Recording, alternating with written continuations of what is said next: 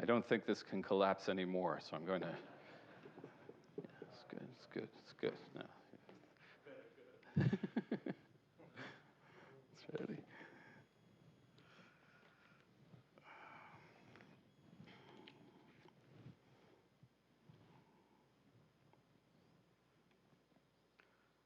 Dam, Tzifardea, Kinim, Arov. Next Friday evening, we will engage in this ritual. We will place on our tablecloths or plates drops of wine symbolic of blood. As we sing dirge-like, we will mark the 10 plagues, an invocation of growing disorder and increasing misery. Of these plagues, Leon Cass wrote, "The sequence of the first 9 has cosmic and theological significance, moving upwards from the waters to the earth, to living things, to the sky, to the sun itself. All domains of the world and all the powers they contain are subject to God's power and influence. As the plagues move upwards, the world descends. It is the undoing of creation, a spiraling down towards chaos, towards the end of the world. Creation began with light. Yehi or, vayihi or. Let there be light, and there was light. But the 9th plague extinguishes the light. Choshech, darkness, no sun. And then there's the 10th plague, the killing of the firstborn, no sun. This year, as we approach Pesach, I keep thinking about the 9th plague, Choshech, darkness. The plague of darkness is hard to wrap your head around, especially in sunny California. I've lived in the Bay Area for almost 5 years now, but in the winter, I still haven't gotten used to the sun here. I would bet that the weather in the winter is the number one reason why we transplanted Northeasterners say we like it here. The weather, particularly in February and March. It is hard to brood in this weather. In Boston, where I'm from, the weather more easily matches one's mood, or one's mood matches the weather. It is very hard to feel any joy, any uplift in late winter in the Northeast. The weather in February or March in Boston is very much like the weather in northern Ukraine. Mud, snow, cold, dark. And these have been dark days of winter, 45 dark days of war. This past week, as the Russians' atrocities have come to light, the darkness of this war became heavier, even more oppressive. It's like a darkness you can touch. That's how the plague of darkness is described in the book of Exodus. God said to Moses, "Hold out your arm toward the sky so that there may be darkness upon the land of Egypt. Vayamesh choshech, a darkness that can be touched." So Moses held out his arm toward the sky, and thick darkness descended upon all the land of Egypt for 3 days. People could not see one another. For 3 days, no one could get up from where they were. This is an immobilizing darkness. Velo kamu mitachtav. No one could get up from where they were. Rashi explains, those who sat could not stand. Those who stood could not sit.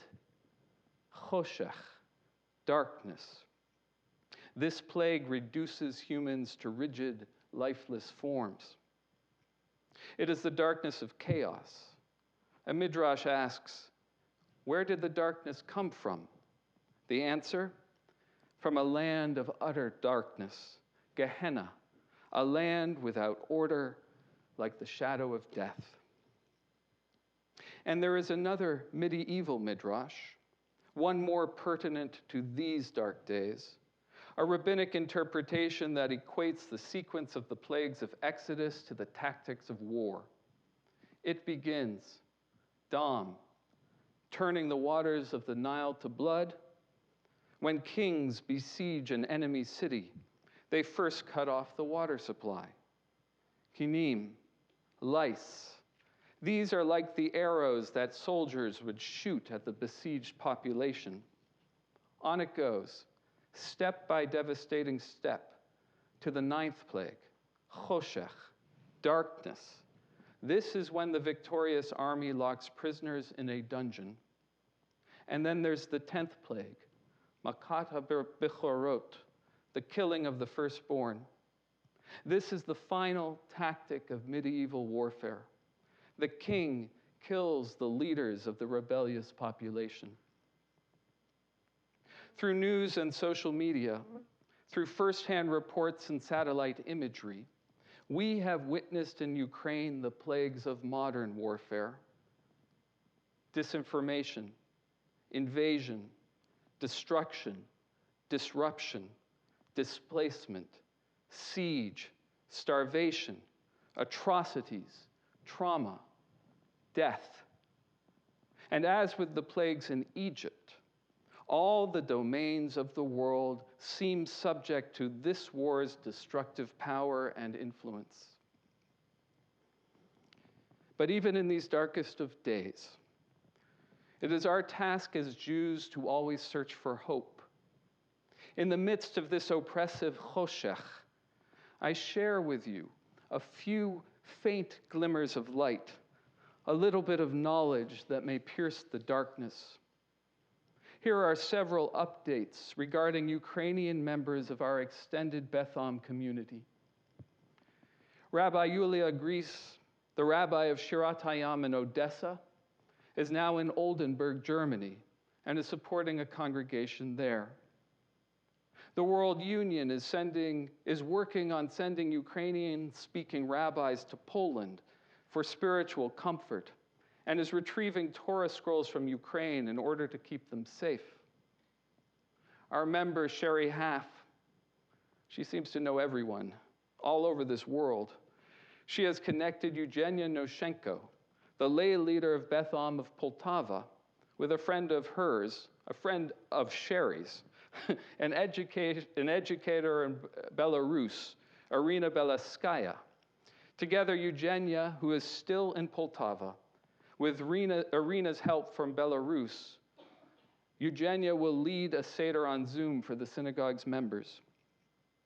We have heard from Rabbi Alex Duchovny, the rabbi of the World Union's congregation Hatikva of Kyiv, and who escaped to Israel and is now equipped with a new computer that your donations provided for him. With it, he is coordinating humanitarian and Passover assistance for our Jewish friends all over Ukraine. And Elena Izmailowa lives on the outskirts of Odessa and is the chairperson of Shirat Hayam in Odessa. She is a photographer whose photos you may have seen in our Beth Am Stands with Ukraine video. Elena is now training to be a soldier so that she may fight alongside her husband and father-in-law. With funds that she has collected, including donations from Beth Am, she bought protective gear for herself and for other soldiers. According to the story in the book of Exodus, during the 3 days of Choshech, while the Egyptians were immobilized by darkness, there was light in the Israelites' dwellings.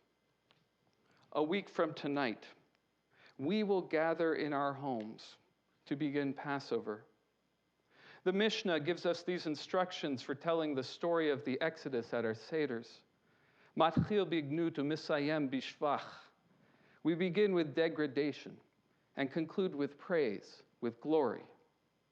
The story that we tell on Pesach begins in Egypt, in bondage, in the straits. It begins in darkness.